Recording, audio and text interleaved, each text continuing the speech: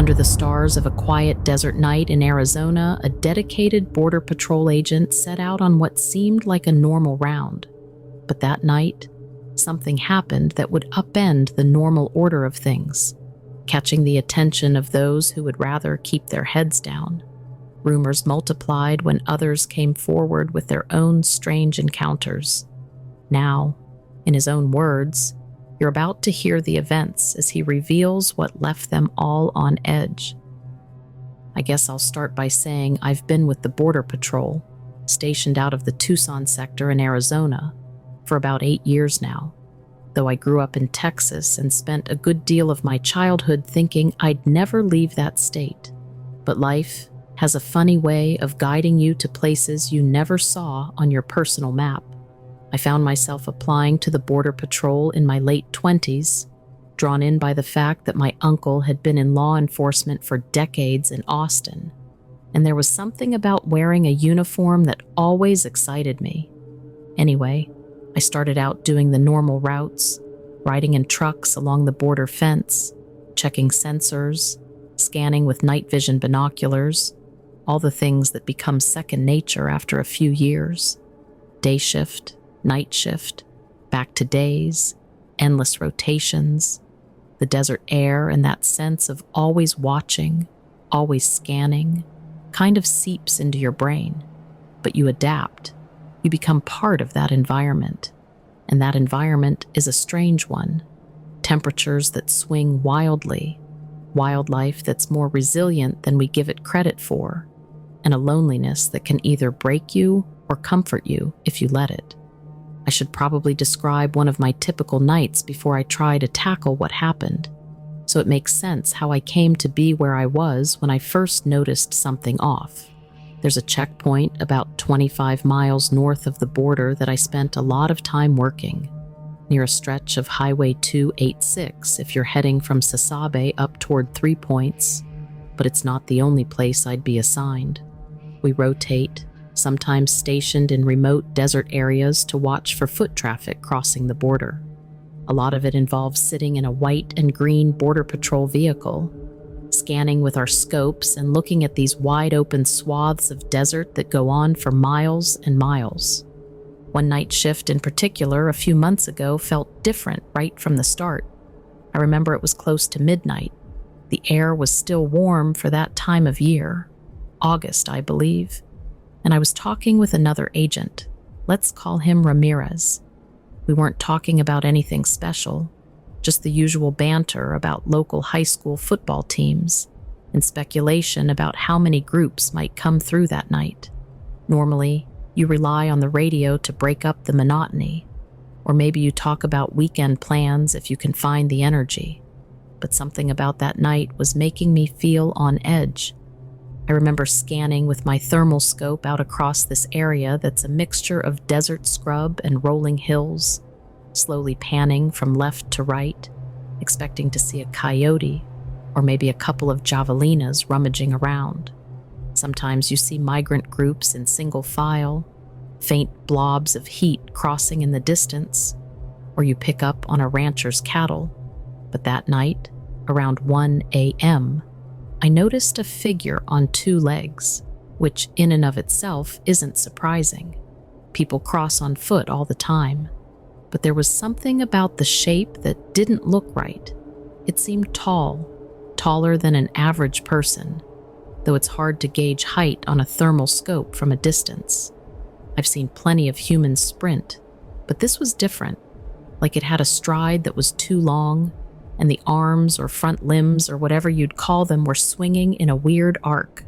I called out to Ramirez, asked him if he was picking anything up, but by the time he got his scope over in that direction, it was gone. We didn't dwell on it.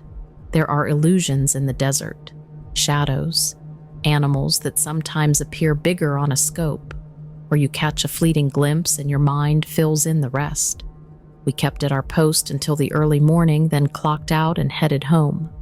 I tossed and turned in bed, replaying that shape, that stride, trying to figure out if I'd just misjudged a person or a large animal on its hind legs for a second.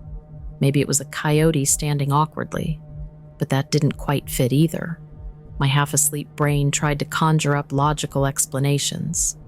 A couple of days later, we were working a different area near Arivaca. It's a small community not far from the border. The terrain is a mix of desert and grassland, and there's a wildlife refuge not too far away. Buenos Aires National Wildlife Refuge. When I was talking to a buddy, let's call him Lopez, he mentioned he'd seen something strange on his night shift too. He described a large, two-legged silhouette that bolted faster than any human he'd tracked. I asked him if it was definitely bipedal. He shrugged and said it seemed like it, but could have been on 4 legs part of the time. It was hard to be sure in the dark. That set my mind spinning again. I told him about my own sighting, that strange moment on the thermal scope. He gave me this look that said he understood completely, but we left it at that. Things got more interesting when a local rancher, a guy who's lived in that area his whole life, mentioned to one of our agents that his goats were getting spooked by something. Now, goats can spook pretty easily, but he said it was different. There were tracks, big ones, a little elongated, and he couldn't match them to any known local animal. He even took pictures on his phone, although the quality was pretty poor, but you could see these prints in the dirt near his barn. He said they looked like something with a large foot, but not exactly a boot print, more like a thick padded shape, maybe with claws. He joked that it might be a black bear, though we rarely see bears that far south and in that type of terrain, and black bears don't leave behind prints that look like giant humanoid feet. Of course, the rumor mill started to churn among the ranch hands and a few neighbors. People started bringing up legends, everything from Bigfoot to the Mothman, which doesn't make sense in the desert. But you know how folks like to gossip. I started thinking it was all just local hysteria. Maybe a black market exotic pet escaped, like a large primate or something bizarre like that. Sometimes people smuggle strange animals across the border. Not super common, but it does happen. Then one night, a sensor alarm went off near the same area. It's one of those ground sensors we put out to detect foot traffic or vehicles crossing illegally. Typically, we respond with a small team, check for tracks, see if we can intercept any groups. So I drove out there with Ramirez and a new agent I'll call Thompson. It was pitch black around 2 a.m. and we parked near a wash where we thought the sensor had been tripped. We got out, started scanning with our flashlights, looking for footprints or any sign of crossing. That's when Ramirez froze and signaled for us to kill our lights. He said he heard something like low panting or growling. At first I thought it might be a coyote pack nearby, but we all crouched down, eyes adjusting to the moonlight, and we heard it again. This deep sound that didn't ring any bells for me, almost like a deep chuffing noise. Thompson shifted nervously and whispered that maybe we should move in closer. Ramirez and I gave each other a look like we weren't so sure, but we're trained to investigate, so we started to move quietly toward where we thought the noise was coming from. About 50 yards from our truck, just beyond a cluster of trees, we saw movement. I lifted my rifle a bit, not to aim, but to be ready in case it was an aggressive animal. The moon was out, so there was some decent visibility, and I swear I caught a glimpse of something tall, covered in hair or fur, standing on 2 legs. It turned its head toward us, and though I couldn't make out details from that distance, the sheer outline was enough to start my heart pounding. Thompson cursed under his breath. Ramirez called out for it to stop, more out of instinct than anything, because that's what we do with individuals crossing illegally. Call out, identify ourselves. But this thing, it took off. And I mean it dashed away with a speed that made no sense. We raced after it for a short distance, but it quickly outpaced us. We're wearing gear, boots, but still, it was like it just vanished into the night. We regrouped by the truck, adrenaline pumping, each of us trying to reconcile what we saw. Ramirez kept asking if we thought it might have been a person in some kind of ghillie suit. Thompson was muttering that it was definitely covered in fur, not fabric, and was taller than any man, and I just felt my mind spinning in circles, trying to analyze the glimpses. The next day, we reported the incident to our supervisor, but we kept the details vague. We said we saw a large, unidentified subject, bipedal, that fled the area. We didn't want to sound like we were making up some monster story. Our boss just nodded and said to keep an eye out, but he didn't press too hard. Maybe he'd heard stranger stories from other agents over the years. I don't know. After that, things got a bit tense among the agents who worked the same shifts. Rumors spread. People started calling it the hairy runner, or that Sasquatch thing, half joking, half serious. One older agent said that he'd heard of sightings out near the mountains a decade back, that people said something roamed around there. Another agent mentioned that on a night about 3 weeks prior, he saw something dart across the road in front of his truck, but he dismissed it as a weird optical illusion. Now he wasn't so sure.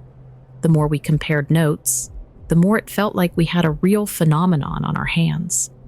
I started losing sleep over this, not because I was scared in the sense of mortal danger, but more because it challenged everything I knew about the local wildlife. I started reading up on unexplained sightings in southern Arizona. I found a few references online to people claiming they'd seen ape-like creatures near the border, but mostly on fringe websites and social media posts. I'd mention it in passing to some of my fellow agents, and they'd either laugh or they'd get real quiet, like they didn't want to say too much. One told me that a buddy in the border patrol out of the Yuma sector had a similar run-in a year or two ago, but refused to talk about it publicly for fear of ridicule. Then there was an incident in late September, which sealed the deal for me that we weren't just imagining it. We got a call that a remote camera, one of those we set up to watch known crossing paths, caught a strange figure on video. Usually these cameras pick up migrant groups, drug smugglers, or wildlife. But this time, the operator at the station said it was something else. A group of us crowded around the computer at the substation to watch the footage. It showed a tall shape moving quickly across the frame, upright, definitely on 2 legs. The resolution was poor. These cameras aren't exactly HD, especially at night, but you could see the outline was bulky, with arms that seemed to swing down near the knees, and it was covered in what looked like a thick coat of dark material. It was only on screen for maybe 3 or 4 seconds before it disappeared behind a rise. I remember the room went silent after that clip ended. Nobody wanted to be the first to say anything. Finally, the camera operator said it was probably a glitch or a person wearing layers, but you could hear the doubt in his voice. Another agent just walked out of the room shaking his head. I think we all felt that we'd crossed into some territory we couldn't easily dismiss. Word spread fast, and soon everyone on shift was tiptoeing around the topic, like we didn't want to be the ones to go on record as believers in some unknown creature. But it was definitely being talked about quietly, in corners, or when out on patrol at night, windows rolled down, scanning the darkness. One night, not long after we saw that footage, I was stationed at a static post near the border fence west of Sasab. It was around 3 a.m., and the desert was quiet as usual. I remember the sky was filled with stars. I always loved that part of the job, seeing the Milky Way spread out like a spilled bag of sugar across the black sky. I was half lost in thought, listening to the chatter on the radio, when a sensor alarm went off about 2 miles east of my position. I radioed in that I was going to check it out and drove along a rough dirt road paralleling the fence. It took me maybe 10 minutes to get there. I hopped out, used my flashlight, and started looking for footprints or any sign of movement. That's when I heard a rustling in the brush behind me. I spun around, shining my light, and for a split second, I saw eyes reflecting back at me. Greenish, maybe more yellowish, can't be sure. It wasn't low to the ground like a coyote's or javelina's. It was at head level, or higher. Then it vanished, like whatever it was turned away. I stood there, heart pounding, calling out that I was an agent, scanning with the flashlight in one hand and my sidearm in the other, though I kept it pointed down. I stepped forward, calling on the radio for backup. The dispatch asked what I saw, and I just said I wasn't sure, but I needed another unit. I heard more movement up ahead. Then I swear I saw the silhouette again, a big, hulking shape, maybe 30 yards away, just at the edge of where the fence started sloping up a hill. It seemed to watch me for a moment. Then it dropped down to all fours or something like that and bounded away up the hillside. Even though it went down on all fours, it still looked awkward, like it was meant to be upright. I ran a few steps after it before common sense took over and I stopped. I was alone, and chasing this unknown thing into the desert at night wasn't going to end well. By the time another agent arrived, we couldn't find any trace except for some odd tracks that might have belonged to it. In the days following that encounter, I felt a shift in my own thinking. I wasn't just telling myself it might be a big person or an escaped ape. I started to consider that there might be something roaming this stretch of borderlands that defies the categories we use. I'm not saying it's supernatural. I don't know what it is.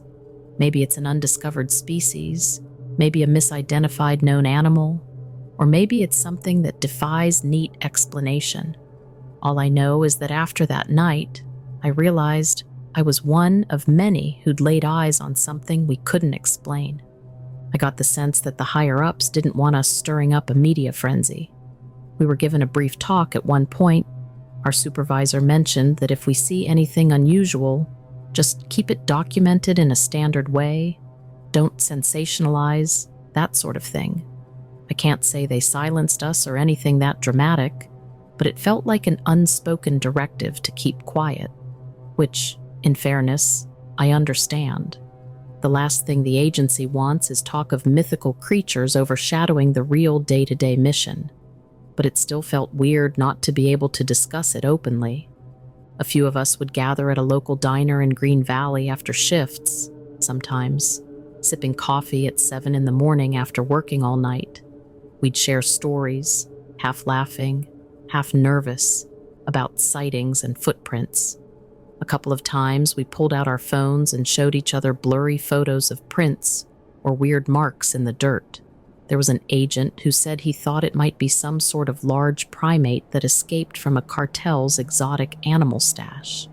Another agent said that as a kid he'd heard of sightings near the Mogollon Rim in northern Arizona of a Bigfoot-like creature, and maybe they just ranged further south than we thought.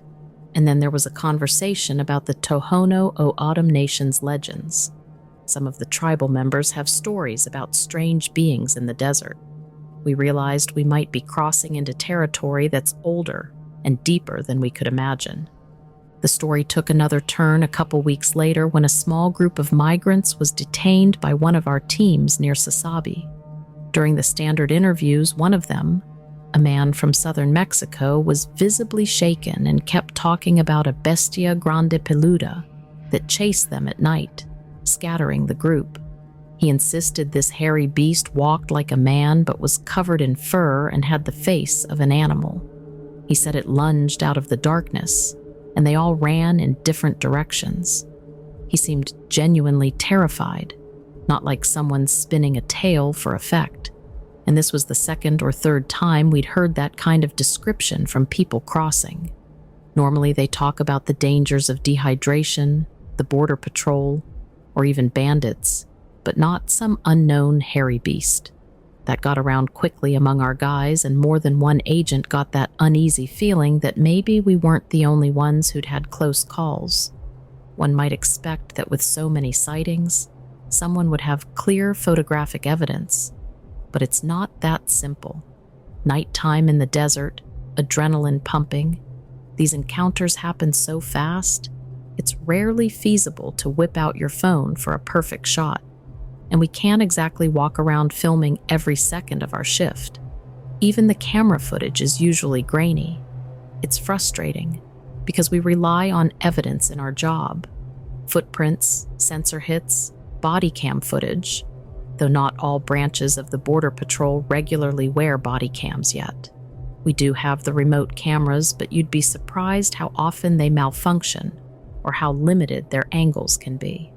So we collect these anecdotes, these half-formed images, these fleeting glimpses. By mid-October, a kind of uneasy acceptance took hold among some of the older agents.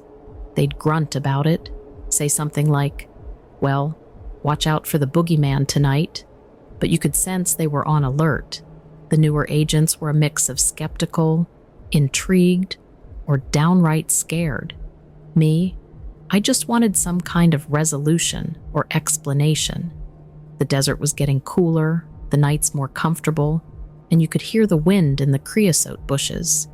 Each shift, I found myself gripping the steering wheel tighter, scanning the roads more carefully, always half expecting to see that shape dart across the beams of my headlights.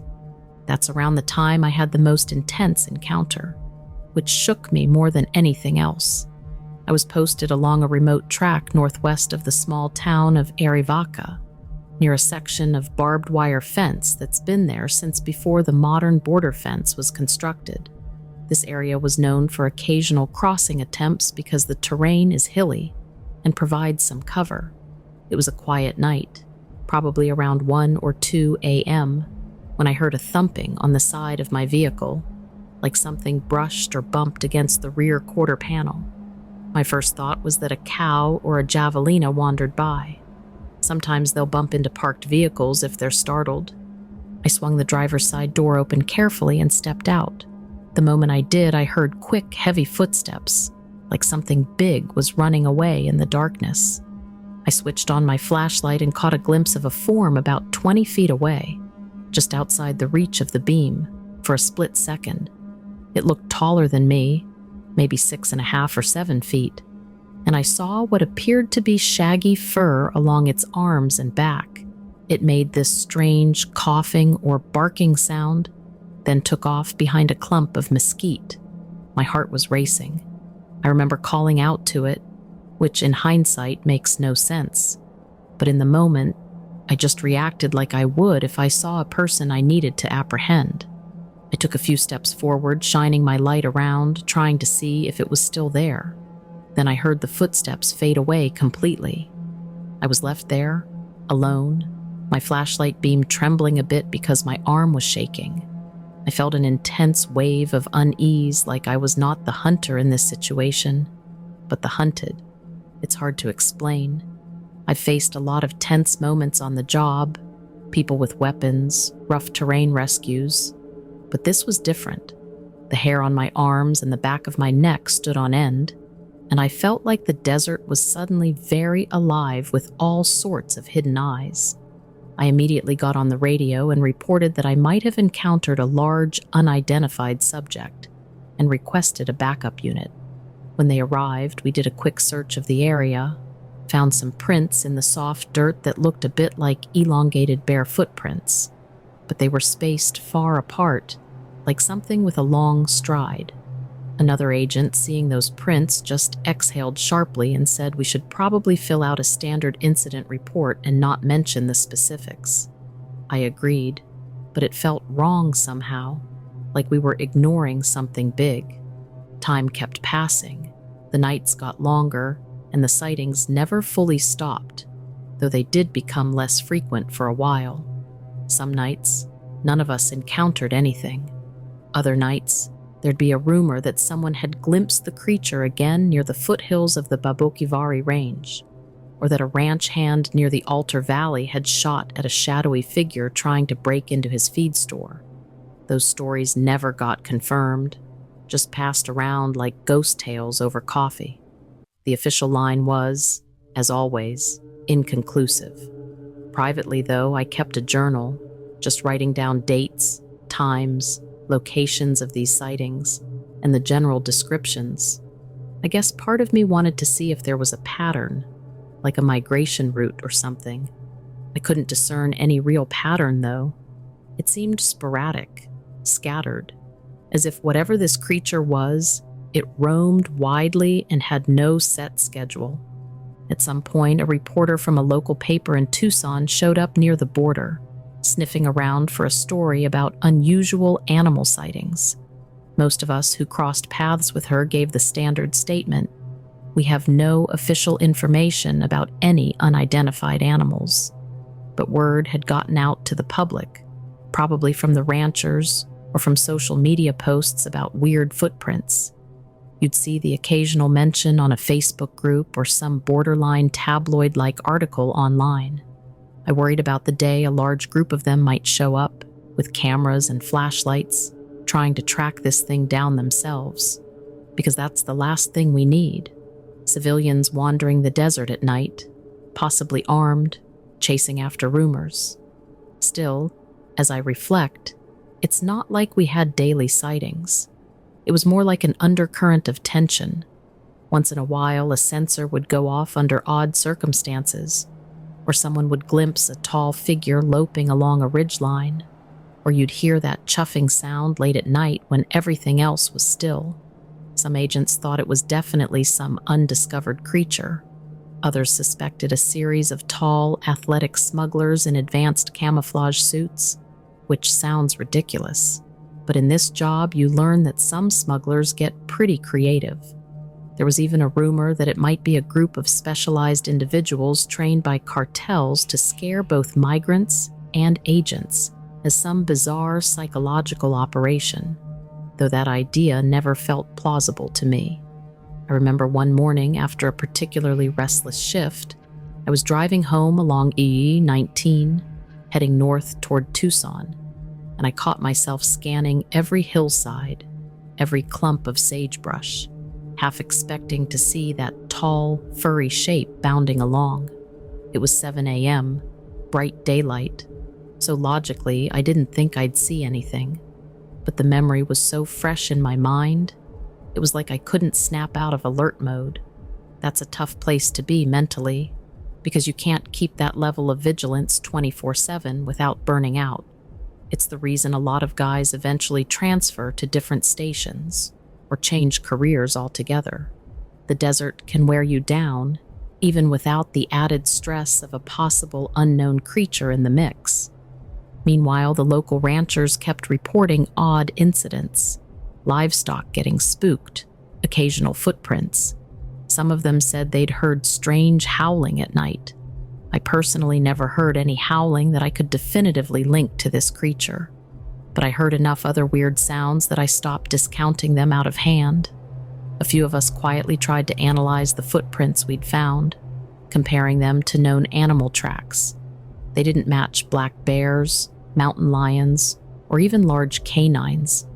They looked more like a large, wide human foot with a bit of a claw-like extension at the toes, but not exactly.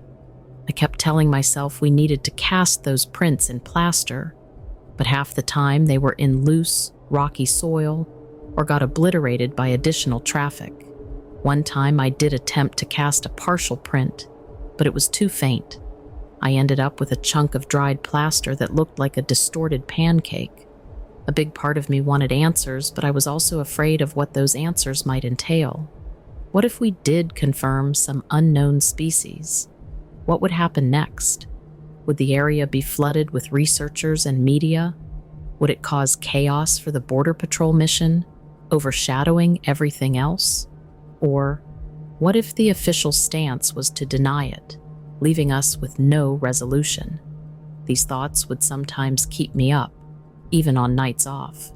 I'd browse the internet for Arizona Bigfoot stories, or check old lore from the southwestern tribes to see if there was a match.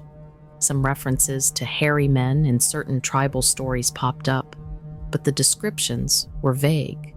Nothing gave me a solid aha moment. I'd read these accounts from people in the Pacific Northwest who swore they'd seen Sasquatch, but that's a different environment. Thick forests, mountains, plenty of cover. The Sonoran Desert is harsh, with sparser vegetation, yet there are canyons and hidden washes, places you could hide if you knew the terrain well. Still, it's not an obvious place for a big, hairy primate to thrive. Over time, the sightings became less frequent, or at least less frequently reported, Whether that was because the creature moved on or because people stopped talking about it, I'm not sure. It's possible it's still out there, just staying out of our way. We had a few new hires come in and they obviously heard the rumors, but most of us old-timers just gave them a shrug if they asked. I found myself focusing more on the usual tasks of the job, interdicting smugglers, helping lost migrants, dealing with the day-to-day challenges the border throws at you. But every once in a while, I'd be alone in the truck late at night, scanning the horizon, and I'd get that eerie feeling again. I'd roll down the window, let the cool desert breeze in, and I'd wonder if it was watching me from some ridgeline, curious, maybe equally wary. That sense of unknown has never fully left me. Other agents have come forward to me in private. One said he saw it in broad daylight once, at a distance, moving among the rocks near Organ Pipe Cactus National Monument. He said it moved so fluidly that for a second he thought it was a large dog until it stood up. Another said that during a search and rescue operation, he stumbled across what looked like a makeshift shelter in a remote canyon. It smelled musky, and there was fur matted on some branches, longer and coarser than coyote hair. He never reported it, figuring he'd be mocked. I don't know if he was telling the truth or just spinning a tale, but the consistency of these stories, the fear in people's eyes, it's hard to dismiss. Sometimes I wonder if the reason it's so elusive is because it's intelligent enough to avoid us, to sense our technology, or maybe it's something else entirely that we haven't even considered. I've heard older folks talk about skinwalkers, but those stories tend to center on shapeshifters from Navajo and other tribal legends, and this doesn't quite fit that narrative. It seems more corporeal, more flesh and blood. I guess the label doesn't matter as much as the undeniable reality that we saw something. We just don't know what. I think the reason I'm writing this all down is because it feels cathartic to get it out, especially in a more or less chronological way, even though my mind keeps jumping around. It's the only way I can process it. And if someone else out there reads this and recognizes some part of their own experience, maybe it helps them realize they're not alone in having witnessed something beyond the ordinary out here. Life on the border can be strange, and the desert doesn't give up its secrets easily. In the bigger picture, I'm still a border patrol agent. I still do my job. I still work with a dedicated group of men and women who face challenges every day. Some of them might never see what I saw. I can't put it into a neat category, and I know others have seen it too. We share these stories in hushed voices, half joking to mask the discomfort, but always with a kernel of truth that we can't quite shake.